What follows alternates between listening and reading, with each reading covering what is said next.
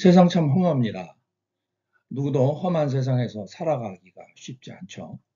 오늘은 우리가 험한 세상에서 어떻게 안전하고도 당당하게 살아갈 수 있을지에 대해서 말씀드리겠습니다.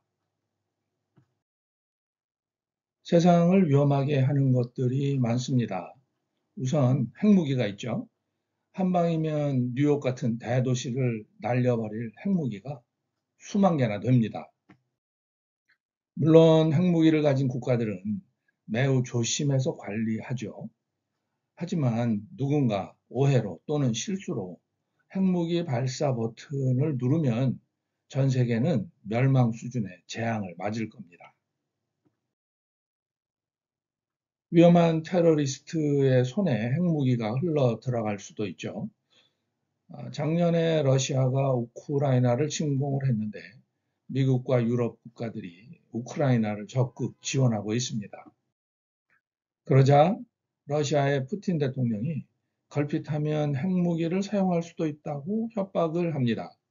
만일 핵무기를 사용하는 3차 대전이 일어난다면 전 세계가 거의 멸망할 겁니다. 지구온난화도 위험하죠. 기근과 홍수와 폭염이 부쩍 잦아졌습니다. 최근에는 캐나다에서 난 산불 연기가 제가 사는 뉴저지까지 날아와서 고생했는데요. 또 날아온다는군요. 여기서 35년을 살면서 처음으로 산불 매연을 겪었습니다. 그리고 선진국들은 지구온난화를 막으려고 이산화탄소 배출 규제에 온 힘을 쏟고 있지만 목표 달성은 한참 멀어 보입니다. 세상을 위험하게 하는 것은 핵무기와 지구온난화 말고도 많죠. 그리고 세상은 위험하기만 한 게 아니라 험하기도 합니다. 사는 게 험하죠. 경쟁은 끝도 없이 계속되고 세상에 쉬운 거 없습니다. 거기에 외로움도 한몫 거둡니다. 한국 뉴스를 보면 혼자 살던 사람이 죽었는데 한참 지나서 발견됐다는 뉴스가 한동안 나오더니 요즘은 그런 뉴스가 거의 없습니다. 이제 그런 건 뉴스거리도 아닌 거죠. 사람이 살았는지 죽었는지 관심이 없는 겁니다. 작년 통계를 보니까 한국에서 2명 가운데 1명은 일상에서 외로움을 느낀다고 합니다. 이민자인 우리들 가운데는 아무래도 외로운 사람이 더 있겠죠. 그래서 사람들은 안전한 유토피아를 만들려 합니다. 지금까지 수많은 사람들이 안전한 유토피아를 원했지만 얻지 못했습니다.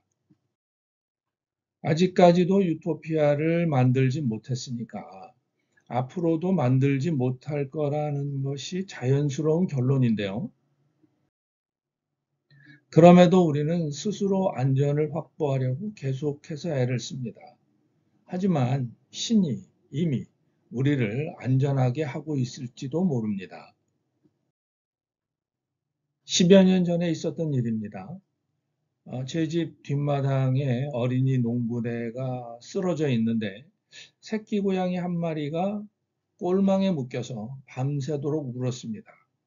아침에 창문으로 내다보니까 어미가 곁에 있더군요. 지켜보던 제 큰딸이 새끼 고양이를 풀어주러 나갔습니다. 도와주러 다가가니까 어미가 새끼를 지키려고 달려듭니다. 보다 못해서 제가 오븐 장갑을 끼고 등 긁는 효자손을 들고 나갔죠. 어미 고양이는 제가 효자손으로 위협을 해도 달려듭니다.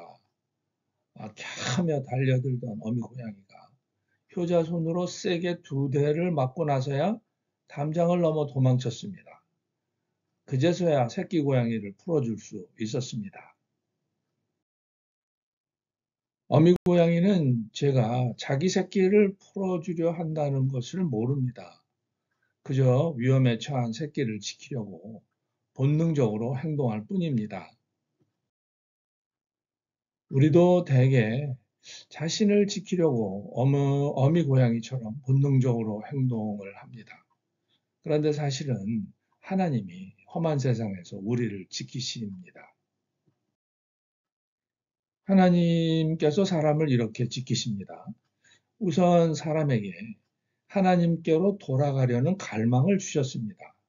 하나님께로 돌아가야 안전하기 때문이죠.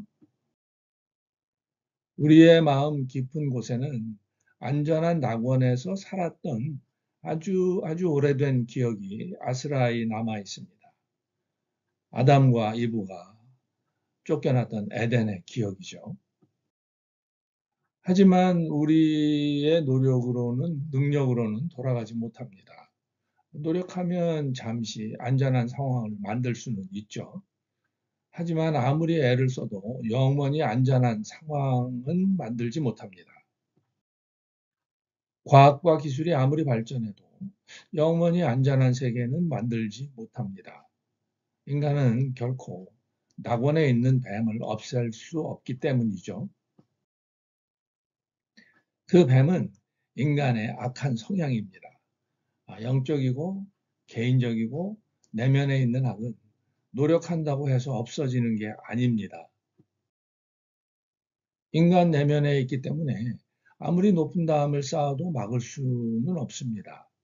세상을 험하게 만드는 요인을 모두 다 제거해도 그 중에 일부는 어느 순간에 다시 생겨나죠. 예를 들어서 아무리 성실한 부모라도 자식을 완벽하게 보호할 수는 없습니다. 지하실에 가두고 마약, 술, 인터넷, 포르노를 다 차단하더라도 불가능하죠. 오히려 부모의 극단적인 보호는 자식의 삶에 더 끔찍한 문제가 됩니다. 부모를 지나치게 의존해서 정신적으로 어린이 상태에 머물게 되는 거죠. 그러느니 차라리 강하게 키우는 편이 훨씬 낫습니다. 이렇게 하나님은 우리에게 안전한 피난처인 하나님께로 돌아가고 싶은 갈망을 주셨습니다. 그리고 반사 능력을 주셔서 생존하게 하셨습니다. 하나님께로 돌아가려면 일단 생존해야 하니까요. 예를 들어서 주먹이 갑자기 날아오면 누구나 순간적으로 피합니다. 그때는 생각할 틈도 없고 느낄 틈도 없습니다. 그냥 피하죠. 반사 반응이라고 합니다. 일단 피한 다음에 느리고 복잡한 감정적인 반응이 따라오죠. 황당할 때도 있고, 안도할 때도 있고, 화가 날 때도 있습니다. 감정적인 반응이 있고 난 다음에야 생각을 하죠. 왜 나에게 주먹을 날린 거지? 주먹을 예고 없이 날릴 수 있다는 걸 왜 몰랐을까? 앞으로는 어떻게 해야 하지?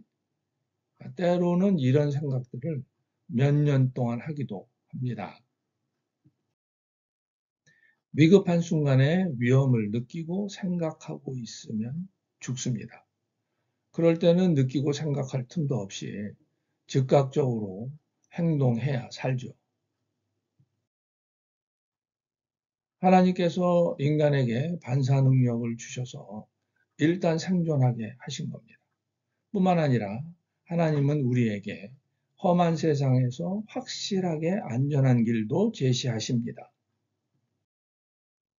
하나님은 험한 세상을 살아가는 우리에게 하나님께로 돌아갈 기회를 주십니다.